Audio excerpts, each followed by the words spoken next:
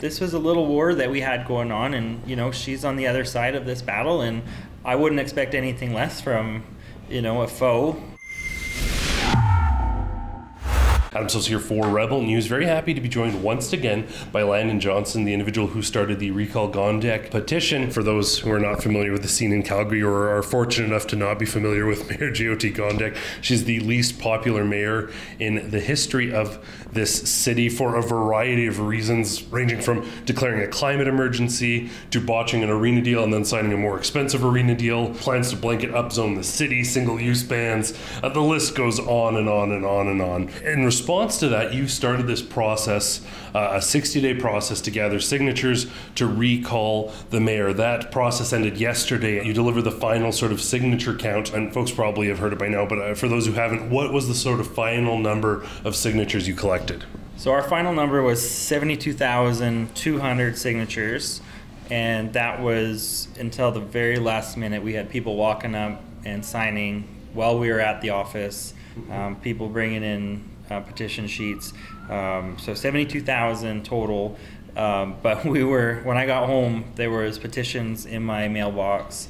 There was about 150 petitions that were tried to hand in today. So, I mean, the number that we handed in was definitely not the final number. It's just now we can't hand any more in because that was the deadline. So that's something like 20, just shy of 20% of the total amount of people that showed up and voted in the last election. Obviously, you're not at the goal you wanted to reach, which was nearly impossible, quite frankly. You didn't quite reach the threshold of the votes that Jyoti Gondek, 170-something thousand in the last election. But how do you feel about garnering within 60 days? You'd originally asked for 90 days, 70,000 plus signatures. We pushed the limits. We played within the rules, and we found out the boundaries, which were very, very tight. So it took us a couple weeks to really get our legs going, and then by then we were hit with minus 20, we were hit with minus 10, lots of below 0 days as highs, getting kicked out of libraries, getting kicked out of any public place you can imagine we were kicked out of, and so we were really restricted to where we could actually get signatures.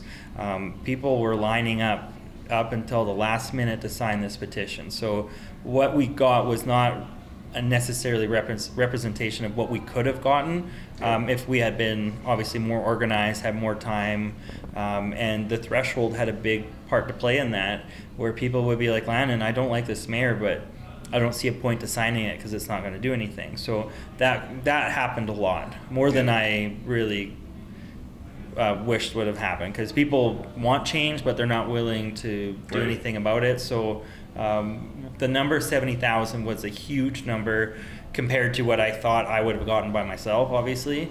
And we just had so many dedicated canvassers going out in the cold, in the snow. I think I counted 80 centimeters of fresh snow within that 60 days. And so like that's what we had to deal with. Like, we had grandmas, we had firefighters, we had police officers. Like, everybody signed this petition. Everybody wanted to be a part of it. And without the commissioners, like, I think we had 95 plus different commissioners sign these affidavits. Wow. And probably about 10 really dedicated commissioners who just sat at pubs and sat in cars, in parking lots, just spent 10, 20, 30 hours a week for the past 60 days helping us get to that number. So now, that wasn't the only adversity you faced, obviously. Adverse weather conditions, sort of this coming up really quickly. But I'd suggest the biggest adversity you faced was from Mayor Jyoti Gondek herself, some of her allies in the media, and she's issued a statement sort of half apologizing for how she addressed it, but implications that this was big conservative movers and shakers, that this was an effort to collect data, a bunch of other things that we know are not true. But what's sort of your comment? And do you think there has to be some sort of recourse for this being a democratic process, you guys playing by the rules, and the elected officials who are supposed to be representing the people actively interfering in that democratic process?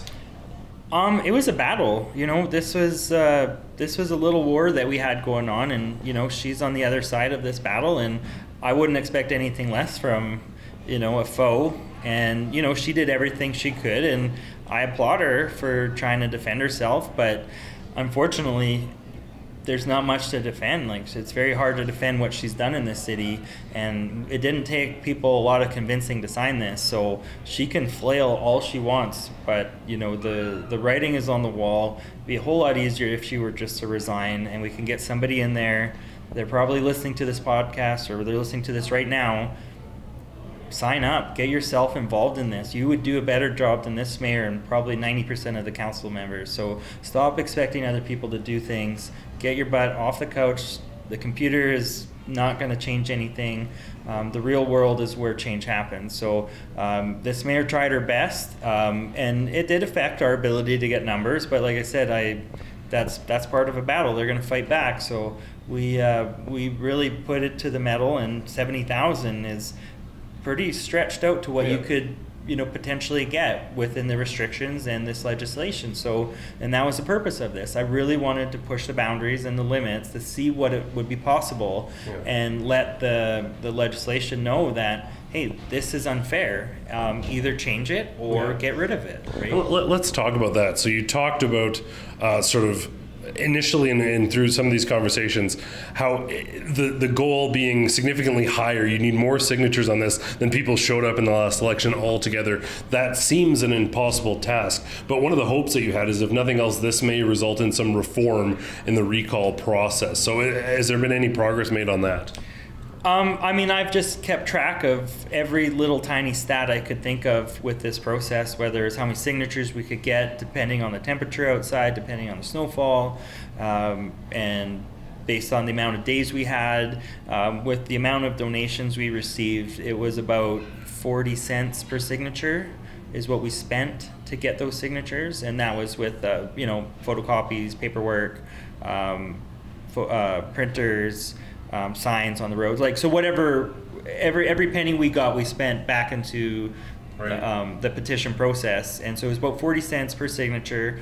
So to hit 500,000 signatures, we would have needed, you know, $200,000-$300,000, at least a 3-month lead time to get canvassers and signs made up. But I started this process without consulting or talking to anybody other than my wife, and so that really obviously put a hamper on getting started right away. So I kickstarted something, and it took, like I said, about 2 weeks to get going. So the process itself was obviously the biggest obstacle. Have there been talks, so like government officials, Daniel Smith, Rick McIver, anyone sort of saying that they're looking at this, or have you had conversations with any of those people? Yeah, so basically I called in to Danielle Smith. Wasn't sure if I was going to get through, knowing that you know, they wanted to not talk about this until the end of it, and I can respect that. But this whole time I was just asking for navigation on the legislation.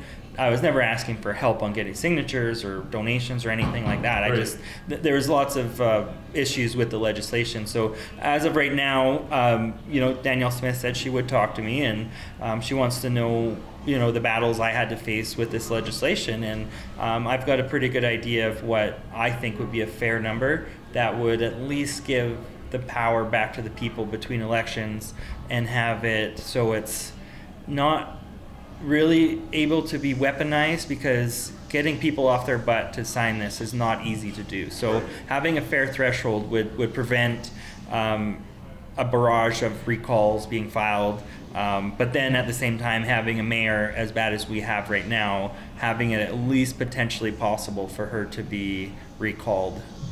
So we're hoping it'll get changed, or like I said, if they're not going to change it, they should just get rid of it. So yeah, because otherwise it's ceremony and there's no real function to it. So what happens now, assuming Jyoti Gondek doesn't resign? Maybe she does. Do you expect a statement to come out? What's the next update that people might expect on this? She knows what she's up against now, right? Whether she is smart enough to actually see what's happening around the city, the amount of people that sign this is a big movement. And so, yeah, we didn't get enough, and we can't file another one for her within this term. But man, if she runs again, that would be as stupid as going to a Flames game. You know, she's gonna get a rude awakening if she files. I think this will be one of the highest voter turnouts in the next election. But until then, she's got 2 years to run rampant in the city. But every little thing she does, she's going to be thinking of my name before she does it, because I'm going to hold her feet to the fire. And we've got like I said, an army of people in this city who now, you know, hopefully have a voice that's going to be listened to by us, and now, frankly, the city council, because they're our next target. Every single one of them's seat is on the line right now, and we're going to come for them if they do not shape up, right? If they do their job, a petition is going to be a waste of money, right? Yeah. But if they're not doing their job, this is what it's used for. Yeah. So. Yeah. Well, the booing at the Flames game was certainly a pretty strong indicator.